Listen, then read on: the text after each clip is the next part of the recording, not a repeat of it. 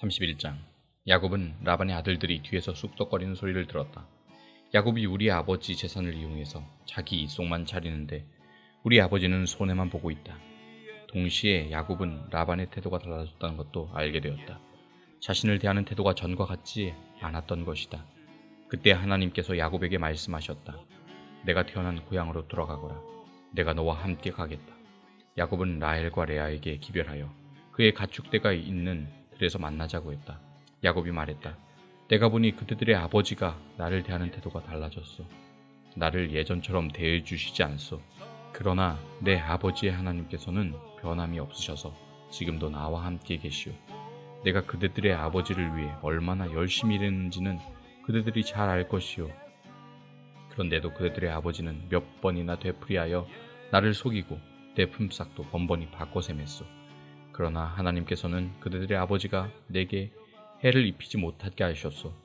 그들의 아버지가 얼룩진 것이 자네 품삯이 될 것이네 하고 말하면 온 가축이 얼룩진 양과 새끼를 낳았고, 그들의 아버지가 이제부터는 줄무늬 있는 것이 자네의 품삯이 될 것이네 하고 말하면 온 가축이 줄무늬 있는 새끼를 낳았소. 하나님께서는 몇 번이고 그들의 아버지의 가축을 이용해 내게 갚아주셨소. 일찍이 가축들이 짝짓기를 하던 때 나는 꿈에 줄무늬가 있고 얼룩지고 점 있는 수염소들이 암염소들에 올라타는 것을 보았소. 그 꿈에서 하나님의 천사가 야곱아 하고 나를 불렀소. 나는 예 하고 대답했소. 그 천사가 이렇게 말했소. 잘 보거라. 가축들 가운데 짝짓기를 하고 있는 염소들을 다 줄무늬가 있고 얼룩지고 점 있는 것뿐임을 알아두어라. 라반이 이제까지 내게 어떻게 했는지 내가 다 안다. 나는 베델의 하나님이다. 내가 거기서 한 기둥을 거룩하게 구별해 세우고 내게 서원했다. 이제 너는 이곳을 떠나 내가 태어난 고향으로 돌아가거라. 라헬과 레아가 말했다. 우리 아버지가 언제 우리를 제대로 대해준 적이 있나요? 아버지는 우리를 이방인보다 못하게 대했잖아요. 아버지가 바란 것은 온통 돈밖에 없었습니다. 그것도 우리를 팔아서 번 것인데도 아버지가 다 써버리고 말았습니다. 하나님께서 우리 아버지에게 거두어 우리에게 돌려주신 재산은 당연히 우리와 우리 자녀들 몫입니다. 그러니 망설이지 마세요. 하나님께서 당신에게 일러주신 대로 하세요. 야곱은 그렇게 했다. 그는 자녀와 아내들을 낙타에 태우고 모든 가축과 밧단 아람에서 얻은 것을 전부 가지고서 가나안 땅에 있는 자기 아버지 이삭의 집으로 떠났다. 마침 라반은 양털을 깎으러 가고 없었다. 라헬이 그 틈을 타서 아버지의 집 수신상을 훔쳐냈다. 야곱이 자신의 계획을 비밀로 했기 때문에 아람 사람 라반은 사태가 어떻게 돌아가는지 전혀 몰랐다. 야곱은 자신의 전 재산을 가지고 떠났다. 이내 유프라테스 강을 건너 길라 산지를 향해 나아갔다. 라반은 사흘이 지나서야 야곱이 도망쳤다는 소식을 들었다. 라반은 친척들을 불러 모아 야곱을 추격했다. 그들은 7일이 지나서야 길라 산지에서 그를 따라잡았다. 그날 밤 꿈에 하나님께서 아람 사람 라반에게 나타나셔서 말씀하셨다. 좋은 일이든 나쁜 일이든 야곱에게 함부로 하지 마라. 라반이 이르러 보니 야곱이 길라 산지에 장막을 쳐놓았다. 라반도 그곳에 장막을 쳤다. 라반이 말했다. 자네가 나 몰래 내빼고 내 딸들을 포로처럼 끌고 가다니 무슨 생각으로 그렇게 했는가? 어째서 도둑처럼 밤중에 도망쳤는가? 왜 내게 알리지 않았나? 내가 알았더라면 음악과 소고와 피리를 동원해서 성대한 환송식을 열어 자네를 떠나보냈을 것이네. 하지만 자네는 내가 내 딸들과 손자 손녀들에게 입맞출 기회조차 주지 않았네. 그렇게 한 것은 어리석은 짓이네. 나는 마음만 먹으면 당장 자네를 해칠 수 있지만 자네 아버지의 하나님께서 간밤에 내게 나타나셔서 말씀하셨네. 좋은 일이든 나쁜 일이든 야곱에게 함부로 하지 말라고 말이시세. 고향이 그리워서 떠난 것은 이해하네. 하지만 내 집에 수호신상은 왜 훔쳐갔는가? 야곱이 라반에게 대답했다. 저는 제게서 장인어른이 딸들을 강제로 빼앗아갈까 두려웠습니다. 그러나 장인어른의 수호신상에 관해서는 여기는 누구에게서 그것이 나오든 그 사람은 살아남지 못할 것입니다. 우리 모두 지켜볼 테니 뒤져보십시오. 장인어른께 속한 것이 조금이라도 나오거든 그것을 가져가십시오. 야곱은 라헬이 수호신상을 훔쳤다는 사실을 모르고 있었다. 라반은 야곱의 장막과 레아의 장막과 두 여종의 장막을 사차치 뒤졌지만 아무것도 찾아내지 못했다. 그는 레아의 장막에서 나와 라헬의 장막으로 갔다. 그러나 라헬은 그 수신상을 가져다가 낙타 한 장 속에 넣고는 그 위에 앉아 있었다. 라반이 장막을 뒤지고 샅샅이 수색했으나 아무것도 찾아내지 못했다. 라헬이 자기 아버지께 말했다. 아버지, 제가 월경 중이라 아버지 앞에서 일어설 수 없으니 저를 무례하다 여기지 말아 주십시오. 라반은 그곳을 샅샅이 뒤져보았으나 수신상을 찾아내지 못했다. 이제는 야곱이 화를 내며 라반에게 따졌다. 제가 무슨 죄를 짓고 무슨 잘못을 저질렀기에 저를 이렇게 괴롭히십니까? 장인어른께서 이곳을 샅샅이 뒤졌으나 장인어른의 소유라고 할 만한 것은 단 하나도 찾아내는 것이 있습니까? 있다면 보여주십시오. 증거를 제게 제시해 주십시오. 장인어른과 저 사이에 누가 옳고 그른지 우리 가족과 장인어른의 가족이 배심원이 되어줄 거라 가려줄 것입니다. 제가 장인어른을 위해 20년 동안 일하면서 암양과 암염소가 유산한 적이 한 번도 없었습니다. 저는 장인어른의 가축 가운데 수량 한 마리를 잡아먹은 적도 없습니다. 들짐승에게 찢긴 가축은 장인어른께 가져가지 않고 제 주머니를 털어 변상했습니다. 사실 장인어른은 제 잘못인지 아닌지 가리지도 않고 제게 물어내게 하셨습니다.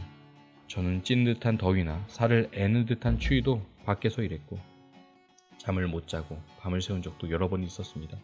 지난 20년 동안 저는 장인어른의 두 딸을 얻기 위해 14년을 종처럼 일했고 장인어른의 가축을 얻기 위해 6년을 더 일했습니다. 그런데도 장인어른은 제 품삯을 10번이나 바꿔 세냈습니다. 제 아버지의 하나님, 아브라함의 하나님, 이삭의 두려우신 하나님께서 저와 함께 계시지 않았다면 장인어른은 저를 빈손으로 떠나보냈을 것입니다. 그러나 하나님께서는 제가 곤경에 처한 것과 제가 얼마나 열심히 일했는지를 아시고 지난밤에 판결을 내려주신 것입니다. 라반이 자신을 변호했다. 딸들도 내 딸들이고 아이들도 내 아이들이고 가축도 내 가축일세. 자네 눈에 보이는 모든 것이 내 것일세. 그러나 내가 내 딸들이나 그 애들이 낳은 자식을 어찌 하겠는가. 그러니 자네와 나 사이에 계약을 맺어 해결하세요. 하나님께서 우리 사이에 증인이 되어 주실 것일세. 야곱이 돌 하나를 가져다가 기둥처럼 똑바로 세웠다. 야곱이 가족을 불러 모아 돌들을 가져오시오 하고 말했다. 그들은 돌들을 주워 모아 쌓아 올리고 그 돌무더기 곁에서 음식을 먹었다. 라반은 그 돌무더기를 아람말로 여갈사 하두다, 증거의 기념비라고 했고 야곱은 히브리 말로 갈렛, 증거의 기념비라고 했다. 라반이 말했다. 이제부터 이 돌무더기 기념비가 자네와 나 사이의 증거가 될 것이네. 이 돌무더기를 미스바, 막르라고도 하는데 이는 라반이 그렇게 말했기 때문이다. 우리가 서로 보지 못할 때에도 하나님께서 자네와 나 사이에 지켜보신다네. 자네가 내 딸들을 박대하거나 다른 아내들을 맞이하들이면 주위에 자네를 보는 사람들이 아무도 없다 하더라도 하나님께서 자네를 보시고 우리 사이에 증인이 되어 주실 것이네. 라반이 계속해서 야곱에게 말했다.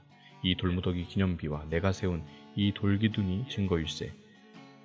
내가 이 선을 넘어가 자네를 해치지 않고 자네도 이 선을 넘어와 나를 해치지 않겠다는 증거 말일세. 아브라함의 하나님, 나홀의 하나님, 그들의 조상의 하나님께서 우리 사이의 일들을 올바르게 해결해 주실 것이네.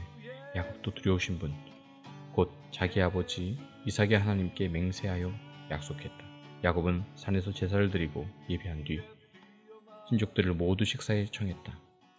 그들은 음식을 먹었고 그날 밤을 그 산에서 묵었다. 라반은 이튿날 아침 일찍 일어나 손자 손녀와 딸들에게 입 맞추고 그들을 축복한 다음 집을 향해 출발했다.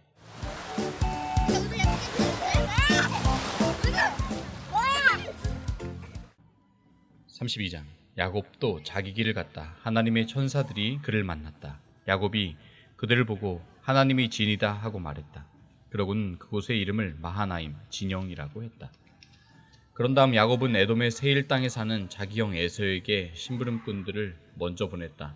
그는 그들에게 지시했다. 나의 주인 에석께 이렇게 전하여라. 당신의 종 야곱이 말씀드립니다. 저는 라반의 집에 머물며 지금까지 떠나지 못하고 있었습니다. 그동안 저는 소와 나귀와 양떼를 얻게 되었고 남녀 종들도 거느리게 되었습니다. 주인님의 허락을 바라며 제가 이 모든 소식을 전합니다. 심부름꾼들이 야곱에게 돌아와 말했다. 주인님의 형님이신 에석께 주인님의 소식을 전했습니다. 그분은 주인님을 맞이하러 부하 400명을 거느리고 오시는 중입니다. 야곱은 몹시 두렵고 겁이 났다. 당황한 그는 일행과 양과 소와 낙타떼를 두 진으로 나누고 나서 생각했다. 에서 형님이 한쪽 진을 치면 다른 한쪽 진은 달아날 기회가 있을 거야. 야곱이 기도했다. 나의 조상 아브라함의 하나님, 나의 아버지 이삭의 하나님, 제게 내 부모의 고향으로 돌아가거라. 그러면 내가 너를 선대하겠다고 말씀하신 하나님, 저는 하나님께서 보내주신 그 모든 사랑과 성실을 받을 만한 사람이 못 됩니다. 제가 이곳을 떠나 요단강을 건너게 될 때 제가 가진 것은 옷가지가 전부였습니다. 하지만 보십시오. 이제 저는 두 진이나 이루었습니다. 몹시도 화가 난 제 형님으로부터 저를 구해 주십시오. 그가 와서 저와 제 아내들과 자식들 할 것 없이 저희 모두를 칠까 두렵습니다. 하나님께서는 내가 너를 선대하겠다. 내 자손을 바다의 모래처럼 셀 수 없을 만큼 많게 하겠다고 친히 말씀하셨습니다. 야곱은 그날 밤 그곳에서 묵었다. 그는 자기 소유물 가운데서 형 에서에게 줄 선물을 골라 준비했다.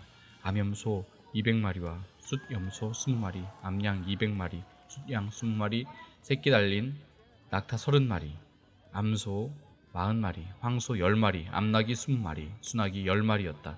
그는 종들에게 한 떼씩 맡기며 말했다. 나보다 앞서가거라. 가축대 사이에 거리를 충분히 두어라. 그런 다음 첫 번째 종에게 이렇게 지시했다. 나의 형님 에서가 가까이 다가와서 내 주인이 누구냐, 어디로 가는 중이냐, 이것들은 누구의 것이냐 하고 묻거든. 주인님의 종 야곱의 것입니다. 이것들은 에서 주인님께 드리는 선물입니다. 그도 뒤에 오고 있습니다 하고 대답하여라. 그는 떼를 이끌고 출발하는 두 번째 종과 세 번째 종에게도 차례로 같은 지시를 내렸다. 너는 이렇게 말하여라. 주인님의 종 야곱이 저 뒤에 오고 있습니다. 야곱은 생각했다. 연이어 선물을 받으면 형님의 마음이 풀어지겠지. 그런 다음 내 얼굴을 보면 형님이 나를 기쁘게 맞아줄지도 몰라. 야곱은 선물을 앞세워 보내고 그날 밤을 진에서 머물렀다. 그러나 야곱은 밤중에 일어나 두 아내와 두 여종과 11명의 자녀들을 데리고 야복강을 건넜다. 그는 그들을 강 너머로 안전하게 건네보내고 자신의 모든 소유물도 건너보냈다. 야곱이 홀로 뒤에 남았는데 어떤 사람이 그를 붙잡고 동이 틀 때까지 씨름했다. 그 사람은 야곱을 이길 수 없음을 알고는 일부러 야곱의 엉덩이뼈를 쳐서 탈골시켰다. 그 사람이 말했다. 동이 트려고 하니 나를 놓아다오. 야곱이 말했다. 저를 축복해 주시지 않으면 놓아주지 않겠습니다. 그 사람이 물었다. 내 이름이 무엇이냐? 야곱이 대답했다. 야곱입니다. 그 사람이 말했다. 아니다. 이제 내 이름은 더 이상 야곱이 아니다. 내가 하나님과 씨름하여 이겼으니 이제부터 내 이름은 이스라엘, 하나님과 씨름한 자이다. 야곱이 물었다. 당신의 이름이 무엇입니까? 그 사람이 말했다. 어째서 내 이름을 알려고 하느냐? 그러고는 곧 그 자리에서 야곱을 축복해 주었다. 야곱은 내가 하나님을 마주대하여 배웠는데 이렇게 살아서 이야기를 전하는구나 하고 말하며 곧 이름을 브니엘, 하나님의 얼굴이라고 했다. 야곱이 브니엘을 떠날 때 해가 떠올랐다. 그는 엉덩이뼈 때문에 절뚝거렸다. 그래서 이스라엘 사람은 오늘날까지도 엉덩이뼈의 힘줄은 먹지 않는다. 야곱의 엉덩이가 탈골되었기 때문이다. 33장. 야곱이 눈을 들어 보니 에서가 부하 400명을 거느리고 오고 있었다. 야곱은 레아와 라헬과 두 여종에게 자녀들을 나누어 맡기고 맨 앞에는 두 여종을, 그 뒤에는 레아와 그녀의 아들들을, 그리고 맨 뒤에는 라헬과 요셉을 세웠다. 야곱 자신은 선두에 서서 자기 형에게 다가가면서 7번 절하고 경의를 표했다. 그러자 에서가 달려와 그를 와라 껴안았다. 그는 야곱을 힘껏 안고 입을 맞추었다. 그 둘은 함께 울었다. 잠시 후에 에서가 둘러보다가 여인과 아이들을 보고 물었다. 너와 함께 있는 이 사람들은 누구냐? 야곱이 대답했다. 하나님께서 제게 은혜를 주신 자녀들입니다. 그러자 두 여종이 자기 아이들과 함께 나와 절하고, 이어서 레아와 그녀의 아이들이 나와 절하고, 마지막으로 라헬과 요셉이 에서에게 나와 절했다. 에서가 물었다. 내가 앞서 만난 가축대는 다 무엇이냐? 주인님께서 저를 너그러이 맞아주셨으면 하는 마음에서 보내드린 것입니다. 에서가 말했다. 내 아우야, 나는 온갖 것을 풍성히 가지고 있으니 내 것은 내가 가지거라. 야곱이 말했다. 아닙니다. 받아주십시오. 저를 맞아줄 마음이 있으시면 그 선물을 받아주십시오. 주인님의 얼굴을 뵈니 저를 보고 미소를 지으시는 하나님의 얼굴을 뵙는 것 같습니다. 제가 주인님께 선물을 받아주십시오. 하나님께서 저를 선대해 주셔서 저는 넉넉히 가지고 있습니다. 야곱이 간곡히 권함으로 에서가 선물을 받아들였다. 에서가 말했다. 내가 앞장설 테니 어서 출발하자. 그러자 야곱이 말했다. 주인님도 보시다시피 아이들이 많이 지쳐 있습니다. 가축들도 새끼에게 젖을 먹여야 하니 천천히 진행하는 것이 좋겠습니다. 하루라도 심하게 몰다가 다 죽고 말 것입니다. 그러니 주인님께서는 이 정보다 앞서 가십시오. 저는 제 가축대와 아이들 걸음에 맞춰서 천천히 가겠습니다. 세일에서 주인님을 만나겠습니다. 에서가 말했다. 그렇다면 내 부하 며칠 내게 남겨두도록 하겠다. 야곱이 말했다. 그러실 필요 없습니다. 저를 이렇게 환대해 주신 것으로 충분합니다. 에서는 그날로 길을 떠나 세일로 돌아갔다. 야곱은 숫곳으로 갔다. 그는 자기가 살 집과 가축을 위한 초막을 지었다. 그리하여 그것을 숫곳 초막이라고 부르게 되었다. 이렇게 야곱은 밧단 아람을 떠나 가나안 땅 세겜 성읍에 무사히 이르렀다. 그는 그 성읍 근방 장막을 쳤다. 그리고 장막을 친 그 땅을 세겜의 아버지 하몰의 아들들에게서 샀다. 그는 그 땅값으로 은화 100개를 지불했다. 그런 다음 그곳에 제단을 쌓고 그 이름을 엘렐로헤 이스라엘, 이스라엘의 하나님은 강하시다 이라고 했다.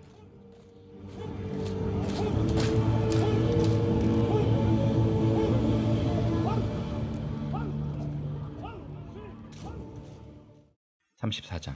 어느 날 레아가 낳은 야곱의 딸 디나가 그 땅 여자들을 만나러 갔다. 그 땅의 족장이며 히위 사람 하몰의 아들인 세겜이 그녀를 보고 간간하여 욕보였다.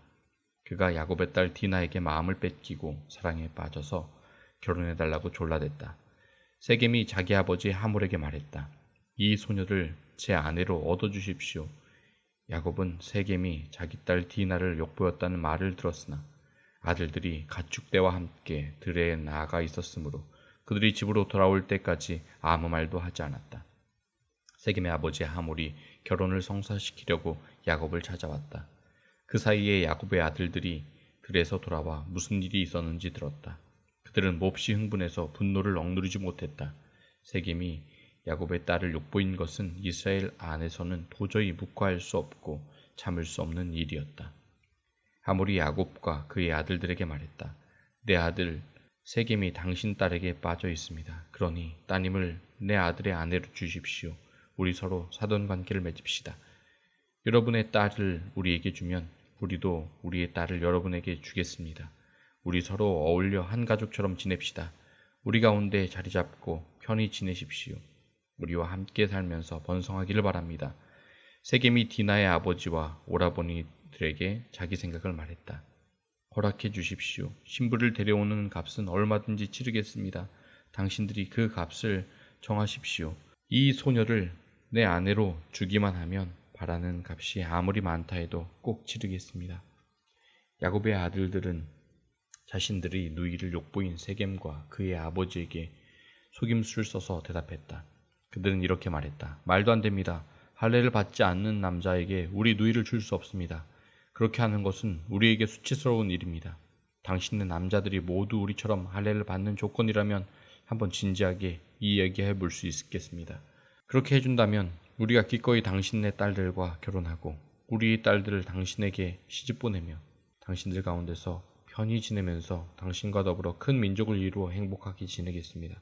그러나 당신들이 이 조건을 받아들이지 않으면 우리는 우리 누이를 데리고 떠나겠습니다. 하몰과 그의 아들 세겜이 생각하기에 그 조건은 꽤 타당해 보였다. 야곱의 딸에게 빠져있던 젊은 세겜은 그들이 요구한 대로 했다. 그는 자기 아버지의 집에서 가장 인정받는 아들이었다. 하몰과 그의 아들 세겜은 광장으로 가서 성읍 의회 앞에 말했다. 이 사람들은 우리를 좋아합니다. 그들은 우리의 친구입니다. 그러니 그들이 이 땅에서 자리 잡고 편히 지내게 해주십시다. 우리 땅은 그들이 자리 잡고 살아도 될 만큼 넓습니다. 생각해 보십시오. 우리는 그들의 딸들과 결혼하고 그들은 우리의 딸들과 결혼할 수 있게 될 것입니다. 하지만 이 사람들은 우리 성읍의 모든 남자가 자기들처럼 할례를 받아야만 우리의 청을 받아들이고 우리와 함께 살면서 더불어 한 민족이 되겠다고 하는군요. 이것은 우리에게 크게 이득이 되는 거래입니다. 이 사람들은 엄청난 가축들을 소유하고 있는 대단한 부자들이니 그 모든 것이 결국 우리 손에 들어오게 될 것입니다. 그러니 그들이 요구하는 대로 해주고 그들이 우리 가운데 자리 잡고 살면서 우리와 어울리게 합시다. 성읍 주민 모두가 하몰과 그의 아들 세겜의 제안을 받아들여 모든 남자가 할례를 받았다. 할례를 받고 사흘이 지난 뒤 모든 남자가 아파하고 있을 때 야곱의 두 아들 곧 디나의 오라버니인 시므온과 레위가 각자 칼을 들고 자기들이 주인이기라도 한 것처럼 당당하게 성읍으로 들어가서 그곳 남자들을 모조리 살해했다. 그들은 또 하물과 그의 아들 세겜을 죽이고 세겜의 집에서 디나를 구출하여 그곳을 떠났다. 야곱의 다른 아들들은 살해 현장에서 달려 들어가서 디나를 욕보인 것에 대한 보복으로 성읍 전체를 약탈했다. 그들은 양떼, 소떼, 나귀떼뿐 아니라 성읍 안에 있는 모든 소유물까지 모조리 빼앗았다. 그런 다음 부녀자들과 아이들을 포로로 잡고 그들의 집을 샅샅이 뒤져 감나가는 것은 무엇이든 약탈했다. 야곱이 시몬과 레위에게 말했다. 너희가 이 땅의 가나안 사람과 브리스 사람 사이에서 내 이름을 몹시도 추하게 만들었구나. 저들이 힘을 합쳐 우리를 치면 수가 적은 우리는 살아남을 수가 없다. 저들이 나와 우리 가족을 다 죽이고 말 것이다. 그들이 말했다. 누구든지 우리 누이를 장녀처럼 대하는 자를 우리는 가만히 둘 수가 없습니다. 35장. 하나님께서 야곱에게 말씀하셨다. 베델로 돌아가거라. 그곳에 머물면서 내가 내 형 에서를 피해 달아나던 때에 내게 나타난 하나님께 제단을 쌓아라. 야곱은 자기 가족과 자기와 함께한 모든 사람에게 말했다. 여러분이 지니고 있는 이방 신들을 모두 내던져버리고 몸을 깨끗이 씻고 깨끗한 옷으로 갈아입으시오. 이제 우리는 베델로 갈 것이오. 그곳에서 내가 곤경에 처해 있을 때 내게 응답하시고 내가 어디로 가든지 늘 나와 함께 하신 하나님께 제단을 쌓을 것이오. 그들은 자신들이 의지해온 온 이방신들과 행운의 부적, 귀걸이들을 모두 야곱에게 넘겨주었다. 야곱은 그것들을 세겜 근처 상수리나무 밑에 묻었다. 그러고 나서 그들은 길을 떠났다. 큰 두려움이 주변 성읍에 임했다. 겁에 질린 그들은 아무도 야곱의 아들들을 추격하지 못했다. 야곱과 그의 일행은 가나안 땅 루스 곧 베델에 이르렀다. 야곱은 그곳에 제단을 쌓고 그곳의 이름을 엘베델, 베델의 하나님이라고 했다. 야곱이 자기 형을 피해 달아나던 때에 하나님께서 그곳에서 그에게 나타나셨기 때문이다. 때 리브가의 유모 드보라가 죽어 베델 바로 아래에 있는 상수리나무 밑에 묻혔다. 사람들이 그 나무를 알론바굿 눈물의 상수리나무라고 했다. 야곱이 밧단 아람에서 돌아온 뒤에 하나님께서 그에게 다시 나타나 복을 주시며 말씀하셨다. 내 이름이 야곱 발뒤 금치이지만 그것은 이제 더 이상 내 이름이 아니다.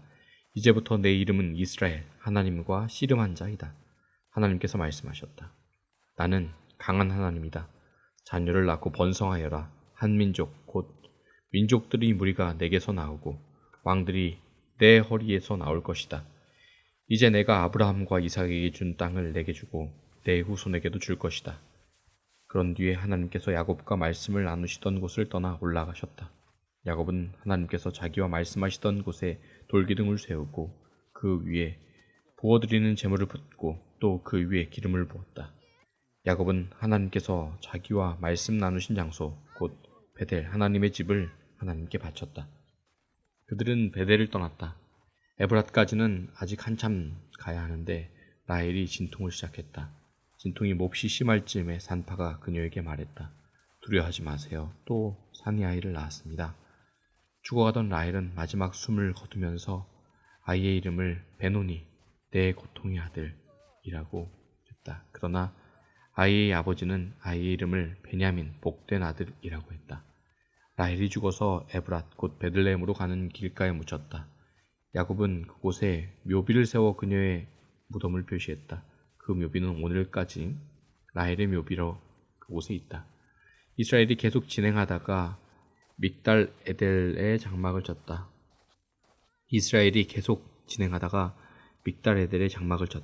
이스라엘이 그 지역에 지내는 동안 르우벤이 자기 아버지의 첩 비라와 잠자리를 같이 했다.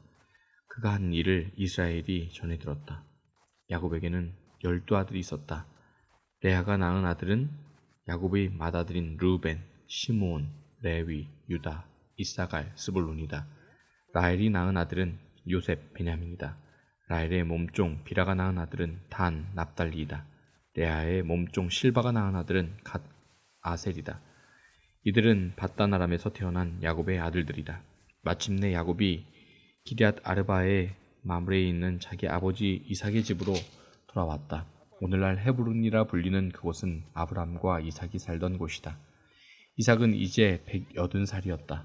이삭은 늙고 나이가 들어서 마지막 숨을 거두었다. 아들 에서와 야곱이 그를 조상 곁에 묻었다. 36장 에돔이라고도 하는 에서의 족보는 이러하다. 에서는 가나안 여인들과 결혼했다. 햇사람 엘론의 딸 아다, 이윗 사람 아나의 딸이며 시므온의 손녀딸인 오홀리바마, 이스마엘의 딸이며 느바요의 누이인 바스맛을 아내로 맞았다. 아다는 에서에게서 엘리바스를 낳았고 바스맛은 루엘을 낳았고 오홀리바마는 여우스와 알람과 고라를 낳았다. 이들은 모두 에서가 가나안 땅에서 얻은 아들들이다. 에서는 아내들과 아들, 딸들과 자기 집안의 모든 사람과 모든 가축, 가나안에서 얻은 모든 짐승과 재산을 거두어 자기 아우 야곱에게서 상당히 떨어진 곳으로 옮겨갔다.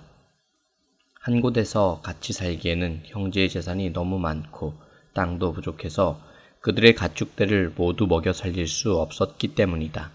에서는 세일 산지에 자리를 잡았다. 에서와 에돔은 같은 사람이다.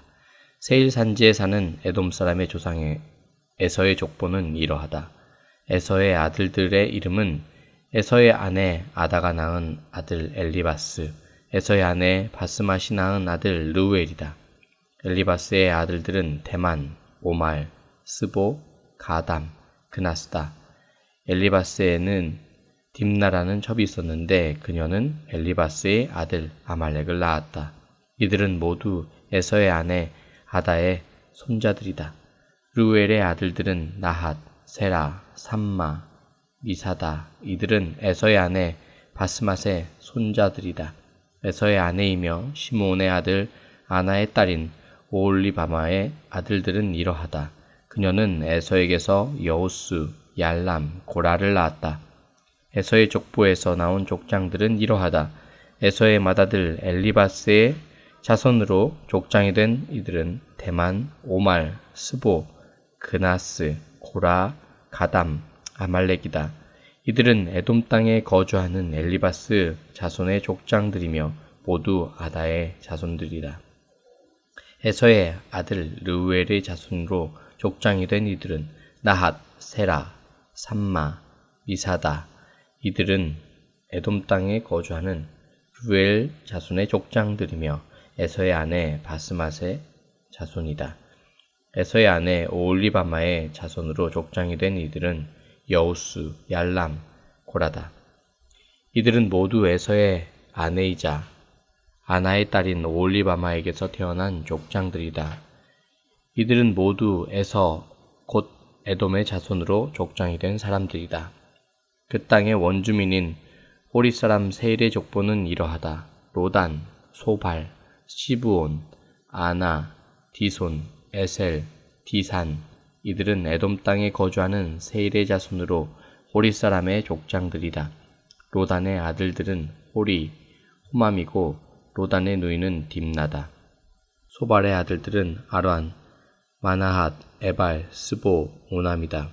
시므온의 아들들은 아야, 아나다. 아나는 자기 아버지 시므온의 나귀를 치다가 광야에서 온천을 발견한 사람이다.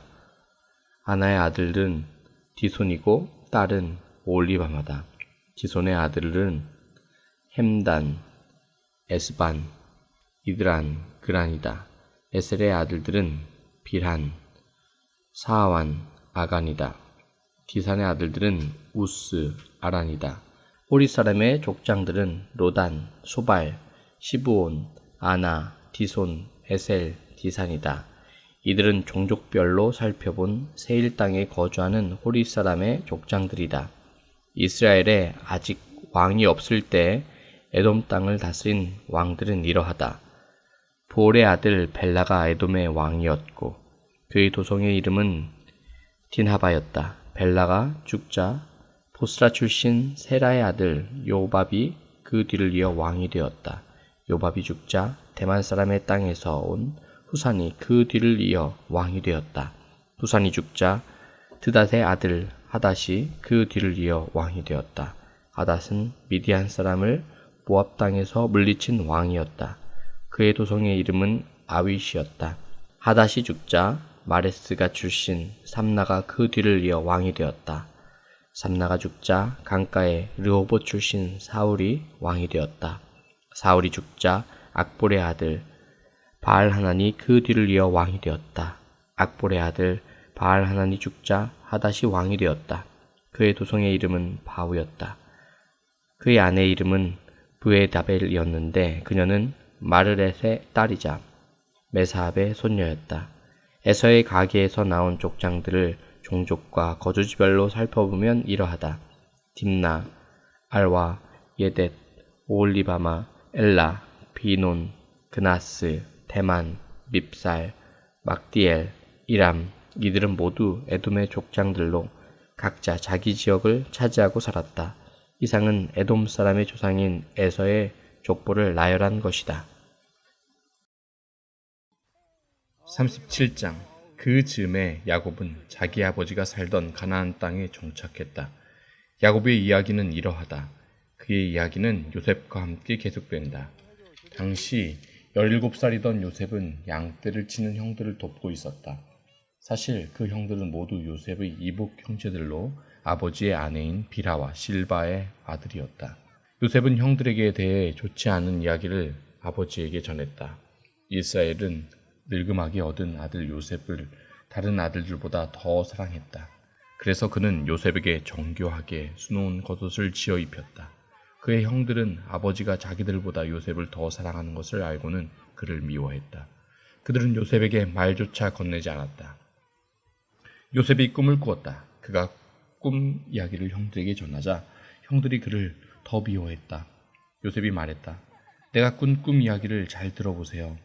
우리가 모두 밖으로 나가 밭에 밀집단을 모아들이는데 갑자기 내 단이 일어나 우뚝 서고 형님들의 단들은 내 단 주위로 빙 둘러서서 내 단에 절을 하더군요. 형들이 말했다. 그래서 어쨌다는 거냐? 내가 우리를 다스리기라고 하겠다는 거냐? 내가 우리의 우두머리가 되겠다는 거냐? 요셉의 꿈 이야기와 그의 말투 때문에 형들은 그를 전보다 더욱 미워했다. 요셉이 또 다른 꿈을 꾸고 이번에도 형들에게 말했다. 내가 또 다른 꿈을 꾸었습니다. 해와 달 11별이 내게 절을 하더군요. 그가 그 꿈 이야기를 아버지와 형들에게 전하자 그의 아버지가 그를 꾸짖으며 말했다. 그 꿈 이야기가 다 무엇이냐? 나와 내 어머니와 내 형들이 다 내게 절하게 된다는 거냐? 이제 형들은 드러내놓고 그를 시기했지만 그의 아버지는 그 모든 일을 마음에 새겨두었다. 그의 형들이 세겜으로 가서 아버지의 양떼에게 풀을 먹이고 있었다. 이스라엘이 요셉에게 말했다. 내 형들이 지금 양떼와 함께 세겜에 있다. 내가 내 형들에게 좀 다녀와야겠다. 요셉이 말했다. 그렇게 하겠습니다. 이스라엘이 그에게 말했다. 가서 내 형들과 양떼가 어떻게 하고 있는지 살펴보고 돌아와서 내게 알려다오. 그는 요셉을 헤브론 골짜기에서 세겜으로 떠나보냈다. 요셉이 들판에서 헤매고 있는데 어떤 사람이 다가와 물었다. 무엇을 찾고 있느냐? 제 형들을 찾고 있습니다. 그들이 어디서 양떼에게 풀을 먹이고 있는지 아시는지요? 그 사람이 말했다. 그들은 여기서 떠났다. 내가 들으니 그들이 도단으로 가자고 하더구나. 그래서 요셉은 그 길을 떠나 형들의 뒤를 따라가다가 도단에서 그들을 찾았다. 형들은 멀리 요셉을 알아보았다. 그들은 그가 자신들에게 이르기 전에 그를 죽이기로 모의했다. 그들이 말했다. 꿈꾸는 자가 이리로 오는구나. 저 녀석을 죽여서 이 오래된 구덩이들 가운데 한 곳에 던져넣고 사나운 짐승이 잡아먹었다고 말하자. 녀석의 꿈이 어떻게 되는지 지켜보자고. 르우벤은 아우들이 하는 이야기를 듣고 요셉을 구할 생각으로 끼어들었다. 그를 죽이려 하다니 안 될 일이야. 살해는 절대 안 돼. 그 애를 이곳 광야에 있는 구덩이에 던져버리기만 하고 다치게는 하지 마라. 르우벤은 나중에 다시 와서 그를 끌어내어 아버지에게 데려갈 생각이었다. 요셉이 형들에게 이르자 그들은 그가 입고 있던 화려한 겉옷을 벗기고 그를 붙잡아 구덩이에 던져 넣었다. 그 구덩이는 바짝 말라서 물 한 방울도 없었다. 그런 다음 그들은 앉아서 저녁을 먹었다. 그들이 눈을 들어보니 길라앗에서 오는 이스마엘 상인 한때가 보였다. 그들은 이집트에 가서 팔 향료와 향품과 향수를 여러 마리 낙타에 싣고 오는 길이었다. 유다가 말했다. 형제들아, 우리가 아우를 죽이고 그 흔적을 감춘다고 해서 얻는 게 무엇이냐? 그 아이를 죽이지 말고 이스마엘 사람들에게 팔아넘기자. 따지고 보면 그 아이도 우리의 형제, 우리의 혈육이다. 형제들이 그의 말에 동의했다. 그때 미디안 상인들이 지나가고 있었다.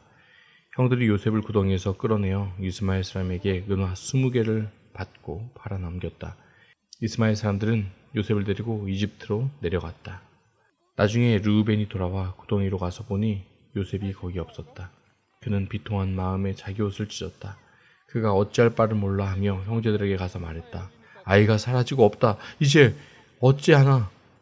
그들이 요셉을 겉옷을 가져다가 염소 한 마리를 죽인 다음 그 피에 옷을 담갔다. 그들은 그 옷을 아버지에게 가지고 가서 말했다. 저희가 이것을 발견했습니다. 살펴보십시오.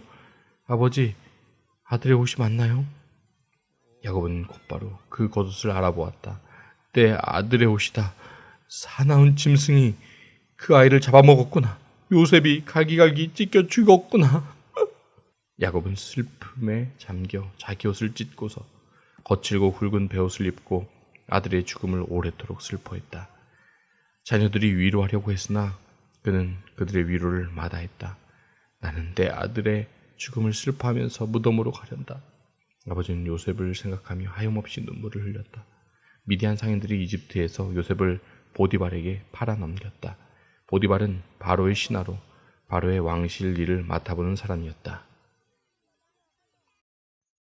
38장. 그 무렵 유다는 형들로부터 떨어져 나와 히라라고 하는 이둘람 사람과 함께 지내고 있었다. 그곳에 있는 동안 유다는 가나안 사람 수아의 딸을 만났다. 유다가 그녀와 결혼하여 잠자리를 같이 하니 그녀가 임신하여 아들을 낳고 아이의 이름을 엘이라고 하였다. 그녀가 다시 임신하여 아들을 낳고 아이의 이름은 오난이라고 했다. 그녀가 또다시 아들을 낳고 아이의 이름을 셀라라고 했다. 셀라를 낳았을 때 그들 부부는 거십에 살고 있었다. 유다가 맏아들 엘에게 아내를 얻어주었다. 그녀의 이름은 다말이었다. 그러나 유다의 맏아들 엘이 하나님께 심히 악한 죄를 지어 하나님께서 그의 목숨을 거두어 가셨다. 유다가 오난에게 말했다. 가서 남편을 잃은 내 형수와 잠자리를 같이 하도록 하여라. 내 형의 혈통이 끊어지지 않게 하는 것이 동생인 내가 해야 할 도리다.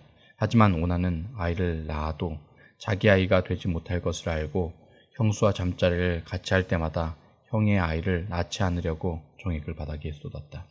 그가 한 짓은 하나님을 크게 거스르는 일이었다. 하나님께서 그의 목숨도 거두어 가셨다. 그러자 유다는 며느리 다말을 찾아가서 말했다. 내 아들 셀라가 다 자랄 때까지 내 아버지 집에서 과부로 지내고 있거라. 그는 셀라마저 형들처럼 죽게 될까 걱정했던 것이다. 그리하여 다말은 자기 아버지 집으로 가서 살았다. 시간이 흘러 유다의 아내 곧 수아의 딸이 죽었다. 애도 기간이 끝나자 유다는 아둘람 사람인 친구 히라와 함께 양떼의 털을 깎으러 딥나로 갔다. 다말은 내 시아버지가 양떼의 털을 깎으러 딥나로 갔다는 소식을 전해 들었다. 그녀는 과부의 옷을 벗고 너울로 얼굴을 가려 남이 알아보지 못하게 한 다음 딥나로 가는 길에 있는 에나임 입구에 앉아 있었다. 그녀는 셀라가 다 자랐는데도 유다가 자기를 그와 결혼시키려 하지 않는다는 것을 알고 있었다. 유다는 너울로 얼굴을 가리고 있는 그녀를 보고는 장녀라고 생각했다. 그는 길가에 있는 그녀에게 다가가 말했다. 오늘 밤 함께 보내자. 유다는 그녀가 자기 며느리인 줄 전혀 알지 못했다. 그녀가 말했다. 그 값으로 내게 무엇을 주시겠습니까? 유다가 말했다. 내 가축대에서 새끼 염소 한 마리를 보내겠다. 그녀가 말했다. 그것을 보낼 때까지 내게 담보물을 맡기면 그렇게 하겠습니다. 담보물로 원하는 게 뭐냐? 그녀가 대답했다. 어르신이 갖고 있는 줄 달린 도장과 지팡이를 주십시오. 유다는 그것들을 다말에게 건네고 잠자리를 같이 했다. 그녀가 임신하게 되었다. 그녀는 그곳을 떠나 집으로 돌아가서 너울을 벗고 과부의 옷을 다시 입었다. 유다는 친구인 아둘람 사람 편에 새끼 염소를 보내어 그 여자에게 가서 담보물을 찾아오게 했다. 그러나 그 친구는 그녀를 찾지 못했다. 그래서 그곳 사람들에게 물었다. 이곳 에나임 근처 길가에 앉아있던 장녀는 어디로 갔습니까? 그들이 말했다. 여기에는 장녀가 없답니다. 그가 유다에게로 돌아와서 말했다. 그 여자를 찾을 수 없었네. 그곳 사람들이 거기서는 창녀가 없다고 하더군. 유다가 말했다. 담보물을 가질 테면 가지라지. 우리가 계속 찾아다니면 다들 우리를 보고 손가락질할 것이네. 나는 이 거래에서 내 도리를 다했네. 내가 새끼 엄수를 보냈지만 자네가 그녀를 찾지 못한 것뿐이네. 3달쯤 지난 뒤에 유다의 손에 한 소식이 들려왔다. 자네 며느리가 창녀짓을 하고 있네. 게다가 이제는 임신까지 했다는군. 유다가 고함을 질렀다. 그 애를 이곳으로 끌어내어 불태워버려라. 사람들이 다말을 끌어내려고 하자 그녀가 시아버지에게 전가를 보냈다. 저는 이 물건의 주인 때문에 임신하게 되었습니다. 이 물건을 확인해 보십시오. 이 줄 달린 도장과 지팡이가 누구의 것입니까? 유다는 그것이 자기 것임을 알아보고 말했다. 그 애가 옳고 내가 잘못했다. 내가 그 애를 내 아들 셀라와 결혼시키려 하지 않았기 때문이다. 유다는 다시는 그녀와 잠자리를 같이 하지 않았다. 다말이 출산할 때가 되었는데 그녀의 태 속에 쌍둥이가 있었다. 아이를 낳을 때 하나의 손이 나왔다. 산파가 그 손에 붉은 실을 묶고 말했다. 이 아이가 먼저 나온 아이다. 그러나 바로 그때 그 아이의 손이 도로 들어가더니 그의 동생이 나왔다. 산파가 말했다. 동생이 밀치고 나왔구나. 그래서 아이 이름을 베레스, 돌파라고 했다. 곧이어 그 아이의 형이 손에 붉은 실을 감고 나오니 그 아이 이름을 세라, 빛나다 라고 했다. 39장 이스마엘 사람들이 요셉을 이집트로 끌고 가자 바로의 신하로 왕실을 도맡아 관리하고 있던 이집트 사람 보디발이 그들에게서 요셉을 샀다. 하나님께서 요셉과 함께 하셨으므로 그가 하는 일이 다 잘 되었다. 그는 자기 주인인 이집트 사람의 집에서 지내게 되었다. 그의 주인은 하나님께서 요셉과 함께 하시면서 요셉이 하는 일마다 잘 되게 해주시는 것을 알았다. 그는 요셉이 몹시 마음에 들어 그에게 자신의 시중을 들게 했다. 그는 자신의 개인적인 일들을 요셉에게 맡기고 모든 재산을 관리하게 했다. 그때부터 하나님께서 요셉으로 인해 그 이집트 사람의 집에 복을 주셨다. 그의 집에 있는 것이든 밭에 있는 것이든 그가 소유한 모든 것에 하나님의 복이 두루 미쳤다. 보디발은 하루 세끼 밥을 먹는 일만 신경 쓰면 되었다. 요셉은 용모가 준수하고 잘생긴 남자였다. 시간이 흐르면서 주인의 아내가 요셉에게 반해 어느 날 이렇게 말했다. 나와 함께 침실로 가자. 요셉은 그렇게 하지 않았다. 그는 주인의 아내에게 말했다. 보십시오. 주인께서는 모든 소유를 제게 맡기시고 집안일에 대해서는 일절 신경 쓰지 않으십니다. 그분은 저를 동등한 사람으로 대해주셨습니다. 다만 그분께서 제게 맡기지 않으신 것이 있는데 바로 당신입니다. 당신은 주인님의 아내이기 때문입니다. 그런데 제가 어떻게 그분의 신뢰를 저버리고 하나님께 죄를 짓겠습니까? 그녀가 하루도 빠지지 않고 날마다 졸라댔지만 요셉은 뜻을 굽히지 않았다. 그녀와 같이 자기를 거절한 것이다. 그러던 어느 날 요셉이 일을 보러 집으로 들어갔는데 그날따라 집안에 종들이 아무도 없었다. 그녀가 그의 겉옷을 붙잡고 말했다. 나와 함께 침실로 가자. 요셉은 그녀의 손에 겉옷을 버려두고 집 밖으로 뛰쳐나갔다. 그녀는 그가 겉옷을 자기 손에 버려두고 뛰쳐나간 것을 알고는 종들을 불러 말했다. 이것 좀 봐라. 저 히브리 놈이 본색을 드러내서 너희 모르게 나를 유혹하려고 하는구나. 저놈이 나를 욕보이려고 해서 내가 크게 소리 질렀더니 내 고함과 비명소리를 듣고는 이렇게 겉옷을 내 손에 버려두고 밖으로 도망쳤다. 그녀는 자기 주인이 집에 돌아올 때까지 요셉의 겉옷을 가지고 있다가 그에게 같은 이야기를 들려주었다. 당신이 데려온 히브리 놈이 내 뒤를 쫓아와서 나를 희롱하려고 하지 뭐예요. 내가 소리치고 비명질렀더니 이렇게 자기 옷을 내 손에 버려두고 밖으로 도망쳤답니다. 요셉의 주인은 이게 다 당신의 종이 벌인 일이에요 라고 하는 아내의 이야기에 격분했다. 그는 요셉을 붙잡아 왕의 죄수들을 가두는 감옥에 쳐넣었다. 그러나 하나님께서는 그곳 감옥에서도 여전히 요셉과 함께 하셨고 요셉에게 인자를 베푸셔서 간수장과 가까운 사이가 되게 하셨다. 간수장은 요셉에게 모든 죄수를 맡겼고 요셉은 모든 일을 잘 처리했다. 간수장은 요셉에게 자유를 주고 전혀 간섭하지 않았다. 하나님께서 요셉과 함께 하시면서 그가 하는 일마다 최선의 결과를 낳게 해주셨기 때문이다. 40장 시간이 흘러 이집트 왕의 술잔을 맡은 관리와 빵을 맡은 관리가 자신들의 주인이 이집트 왕의 뜻을 거스르는 일이 있었다. 바로는 두 관리, 곧 술잔을 맡은 관리와 빵을 맡은 관리에게 크게 노하여 그들을 감옥에 가두고 경호대장의 감시를 받게 했다. 그들이 갇힌 곳은 요셉이 갇힌 곳과 같은 감옥이었다. 경호대장은 요셉에게 그들의 시중을 들도록 지시했다. 감옥에 갇힌 지 얼마 뒤에 술잔을 맡은 관리와 빵을 맡은 관리가 같은 날 밤에 꿈을 꾸었는데 각자의 꿈이 저마다 의미를 가지고 있었다. 요셉이 아침에 그들에게 가보니 둘 다 기운이 없어 보였다. 그래서 그는 자신과 함께 갇혀있는 바로의 두 관리에게 물었다. 무슨 일입니까? 어째서 얼굴에 수심이 가득합니까? 그들이 말했다. 우리가 각자 꿈을 꾸었는데 그 꿈을 해석해줄 사람이 없어서 그러네. 요셉이 말했다. 꿈의 해석은 하나님께로부터 오는 것 아닙니까? 어떤 꿈을 꾸었는지 이야기해 보십시오. 술잔을 맡은 관리가 먼저 요셉에게 자기 꿈을 이야기했다. 꿈에 보니 내 앞에 포도나무가 있는데 가지가 3개 달려있더군. 싹이 나고 꽃이 피더니 포도송이들이 익는 거야. 나는 바로의 술잔을 가지고 있었는데 그 포도송이들을 따서 바로의 술잔에 짜놓고는 그 잔을 바로께 올려드렸네. 요셉이 말했다. 그 뜻은 이렇습니다. 가지 셋은 사흘을 뜻합니다. 사흘 안에 바로께서 당신을 이곳에서 꺼내어 복직시키실 것입니다. 당신은 술잔을 맡은 관리였을 때와 똑같이 바로께 술잔을 올려드리게 될 것입니다. 당신의 일이 잘 되면 저를 기억해 주십시오. 바로께 제 사정을 아뢰어 주셔서 저를 이곳에서 꺼내 주십시오. 저는 히브리 사람의 땅에서 납치되어 왔습니다. 그리고 저는 여기서도 이 감옥에 갇힐 만한 일을 한 적이 없습니다. 요셉의 꿈 해석이 좋은 것을 보고 빵을 맡은 관리도 그에게 말했다. 내 꿈은 이러하네. 버들가지를 엮어 만든 바구니 3개가 내 머리 위에 있었네. 맨 위에 바구니에는 갓 구운 온갖 빵들이 있었는데 새들이 내 머리 위에 바구니에서 그것들을 쪼아먹고 있었네. 요셉이 말했다. 그 꿈의 해석은 이렇습니다. 바구니 셋은 사흘을 뜻합니다. 사흘 안에 바로께서 당신의 머리를 베고 당신의 몸을 기둥에 매달 텐데 그러면 새들이 와서 당신의 뼈가 드러날 때까지 모조리 쪼아먹을 것입니다. 사흘째 되는 날, 그날은 바로의 생일이었다. 바로는 모든 신하를 위해 잔치를 베풀고 술잔을 맡은 관리와 빵 맡은 관리를 모든 신하가 볼 수 있도록 영광의 자리에 나란히 세웠다. 그런 다음 술잔을 맡은 관리를 본래의 직위에 복직시켰다. 그 관리는 전과 똑같이 바로에게 술잔을 따라 올렸다. 하지만 빵을 맡은 관리는 요셉이 해석한 대로 기둥에 매달리게 했다. 그러나 술잔을 맡은 관리는 요셉에게 신경을 쓰지 않았다. 요셉의 처지를 까맣게 잊고 만 것이다.